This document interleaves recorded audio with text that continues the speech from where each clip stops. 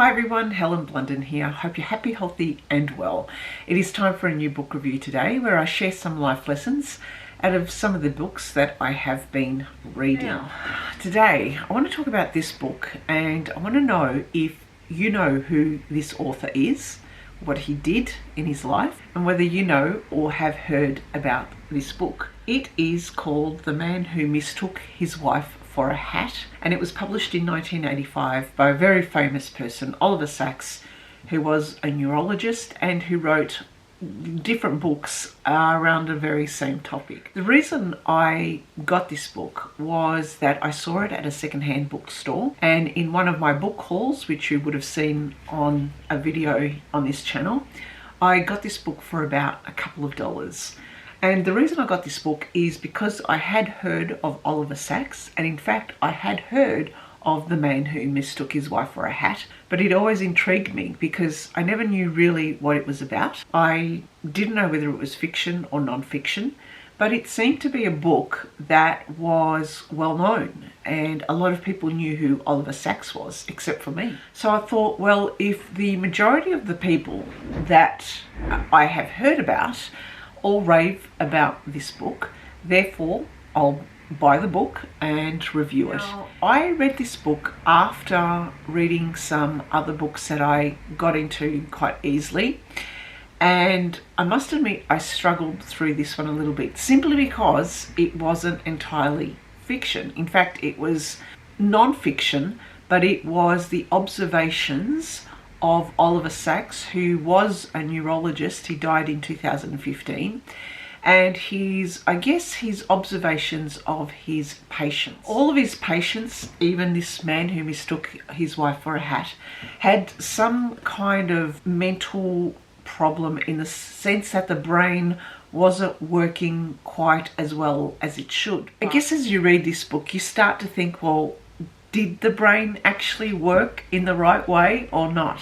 Oliver Sacks wrote this book, and it's a collection of his different patients, and some of it is all about his observations and his medical notes about those patients, but also what he does with regards to helping them. Also the medical analysis and the medical papers in a format that is highly readable and makes you really sit and think long and hard about the brain. All the patients that he had some kind of issue with regards to memory or identity, and in some way he was trying to make sense of what it was that they were going through, why they had that particular brain impact or brain situation happening, and what he did to try and help them overcome it. Some of the characters in this book I loved. I'll give you some examples. These are people who, in dealing with them face to face, you'd probably not see that there was anything wrong, but there were certain behaviours or mannerisms that they would do that you'd think, something's not quite right here. And so people would approach Oliver Sacks and ask him to try and help these patients out. Some of the patients understood that there was something wrong. Other patients simply knew something was wrong, but they accepted it or actually loved their newfound freedom or the opportunity to express themselves in different ways. And one example was a guy who believed it was a certain year, and he just didn't understand that people got old around them, that the community, his suburb, had changed over the years, but he was stuck in the one certain year and knowing the years before that year. So it made you think about, geez, you know, brain trauma or going through some kind of brain injury and having to contend with this and realizing that the world around you has changed and you haven't changed might make for people to become quite vulnerable or risky. But I found reading this book was really interesting in the sense that Oliver Sacks really approached his patients with a very empathetic and humane approach. And it made me realize that maybe this is something that our medical profession has lost over the years, maybe. I can't quite say, but there was something delightfully old-fashioned in his approach to diagnosing his patients. It wasn't cold, it wasn't clinical, it wasn't analytical, it wasn't like how patients are dealt with today. It was very observational. He listened, he truly listened to his patients. He observed them a lot. He asked a lot of questions. He gave them tasks to do.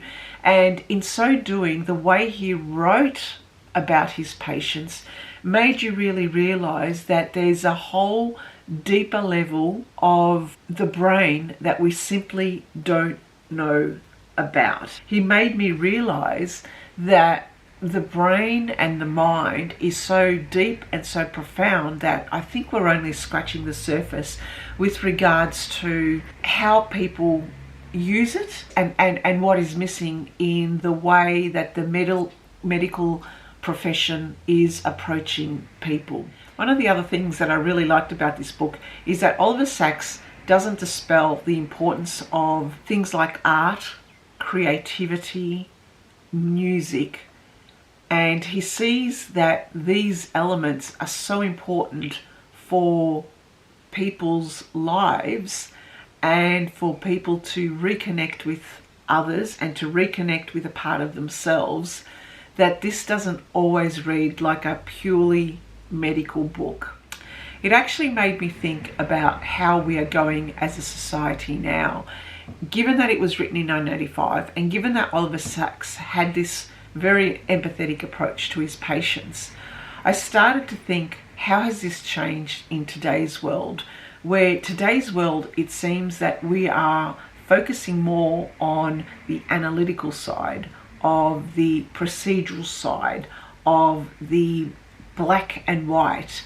And I do worry sometimes that even thinking about the impact of artificial intelligence, are we somehow disconnecting the human, the people side, the spiritual side, and sacrificing that over the logical, analytical side of medicine? This book, I would say, is something that I believe medical students or psychology students, any students who are interested in the field of neurology, also anyone who has an interest in these areas, would like to read this book.